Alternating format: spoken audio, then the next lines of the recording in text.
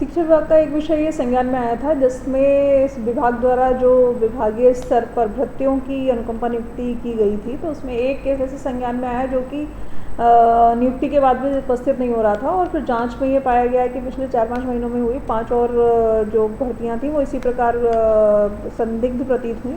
जब इनकी जांच कमेटी से कराई गई तो ये पाया गया कि ये सही प्रक्रिया का पालन ना करके गलत तरीके के दस्तावेज, कूट रचित दस्तावेजों के द्वारा ये जो अनुकंपा नियुक्तियाँ हैं वो शिक्षा विभाग से प्राप्त की गई। तो इस केस में हम लोगों ने जो सभी केसेस हैं, जितने भी आवेदक थे और जो संबंधित क्लर्क हैं, डीलिंग क्लर्क जो अनुकंपा नियुक्ति के फाइलें जिला शिक्षा अधिकारी के ऑफिस में डील करते हैं, उनके विरुद्ध FIR कराई गई है। जो नोडल अधिकारी और जिला शिक्षा अधिकारी हैं उनके खिलाफ कार्रवाई के लिए भी वरिष्ठ कार्यालय को हम लोगों ने प्रस्ताव प्रेषित किया है। साथ ही एक JD ऑफिस ने अलग से एक समिति भी गठित की है कि शिक्षा विभाग ने जो भी अनुकंपा नियुक्तियाँ खासकर भर्ती पदों के लिए जिसकी उनको अधिकारिता है जो की हैं, उनका भी परीक्षण JD ऑफिस करा रहा है। क्या पूरा मामला? एक अनुकंपा नियुक्ति प्रकरण संज्ञान में आया जो फर्जी अभिलेखों के आधार पर प्राप्त की गई थी। उसके वेतन भुगतान की कार्रवाई के समय उसके द्वारा अभिलेख न देने पर प्रिंसिपल द्वारा हमें जब बताया गया तो उसके अभ्यावेदन जो प्राप्त हुए थे उस अभ्यावेदन को उस प्रिंसिपल से दरियाफ्त कराया गया और ये अभिलेख की मांग की गई, तो उन्होंने बताया कि ये तो हमारे यहाँ से गया ही नहीं है।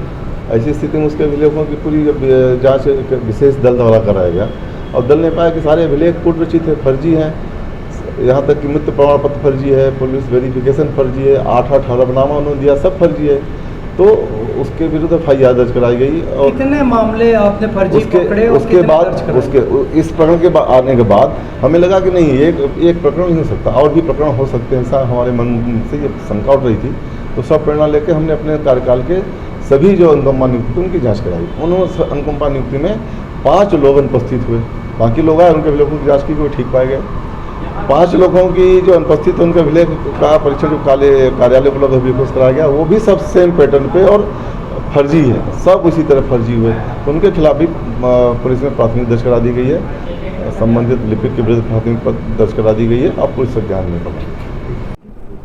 ये शिक्षा विभाग के घोटाले का मामला है, कितने लोगों पर मुकदमा दर्ज है? ये थाना सिविल लाइन के अंतर्गत कायमी की गई है। 10/6/2025 की कायमी है।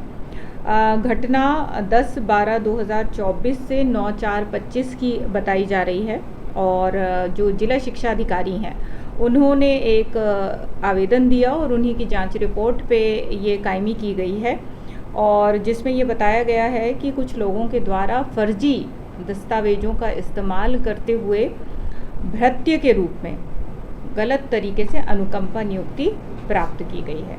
इसमें अभी 5 लोगों के खिलाफ FIR दर्ज की गई है, जिसमें हीरामणि रावत, ओम प्रकाश कोल, सुषमा कोल, विनय रावत और रमा प्रसन्नधर द्विवेदी जो कि स्वयं यहाँ पर लिपिक के पद पर पदस्थ हैं। तो इन लोगों के अगेंस्ट में FIR लॉन्च की गई।